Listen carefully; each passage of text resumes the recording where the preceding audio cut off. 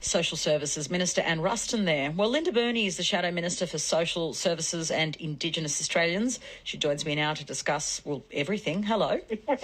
Hi, Patricia. You were wonderful on Insiders on Sunday. Oh, thank you. I just got a text saying the same thing. There you go. You and the one person who texted in seem to agree. Let's start with the cabinet reshuffle. Christian Porter has been dumped as Attorney General, also as Industrial Relations Minister. He stays in Cabinet, but he's got a much less prominent role. He's an industry and science portfolio. What do you make of it?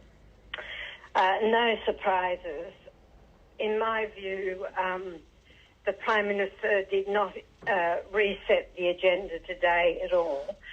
He said that Marise Payne would be the Prime Minister for Women. Well, we've hardly heard a peep from Marise Payne for 4 or 5 weeks throughout controversy, and I have to say that it would be really helpful for Scott Morrison to look back on the person he deposed, Malcolm Turnbull, who had a summit in 2017, and there was also a national advisory panel with COAG that made a lot of recommendations where nothing has happened. So whether there's a need for yet another summit is a really big question.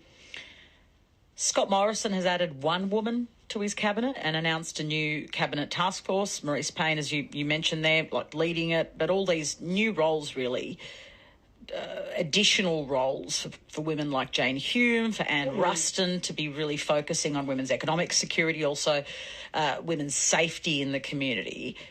Do you see that as a good kind of infrastructure and system to go forward to help women after the revelations we've heard?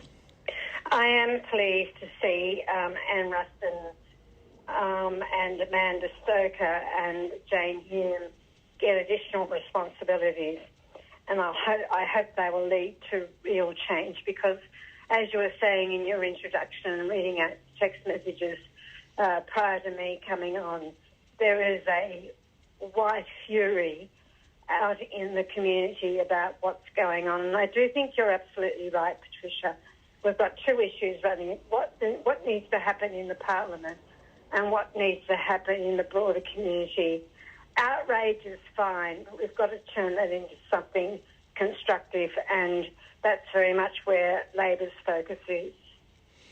What sort of work should this cabinet group be doing then? I mean, obviously, I spoke to Susan Lee. She said their focus would be this current Jenkins report, the one that's already reported on sexual harassment issues. It's been sitting there for 12 months. They want to action that report. No doubt that will be welcome. But what else should it be focusing on? I think it's very clear from, many reports and what people working in the sector have been saying for a very long time. We know what needs to be done, and there needs to be a focus particularly on housing, for housing for women meeting violence, making homes safe for women that want to stay there. There needs to be a focus on men's behaviour change programs. There is enormous work, as you know very well, Patricia, to do in the Aboriginal space, and there's some really fantastic initiatives going on that are working on the Sullivan Oily rag. And I think that we are increasingly hearing a call from the CALD community or the multicultural community about specifically looking at some of the issues there, which perhaps don't get the same discussion and prominence as other communities. So that's just a few suggestions I would give to the task force. It is not about reviews, and I think that's important, but we have heard clearly what the sector is saying, and that's our responsibility as lawmakers to put that into action. Outside of the cabinet reshuffle, more than 1 million Australians who will no longer receive JobKeeper. Now we know that. The scheme wrapping up on Sunday. Your counterpart, Social Services Minister Anne Ruston, says the government's confident most of those people will remain employed and won't need further welfare assistance. Do you share that optimism? I heard Minister Ruston on Frank Kelly's show this morning. I listened intensely, as you would expect. But I think that what I can say is that we accept that JobKeeper can't go on forever. But there is a view that there are particular sectors, be it tourism or hospitality, where this is going to be very important. In fact, I had a meeting this morning with a small business owner in Cogra.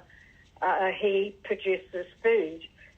He lost 90% of his business in one day because a lot of his food went to the airline sector.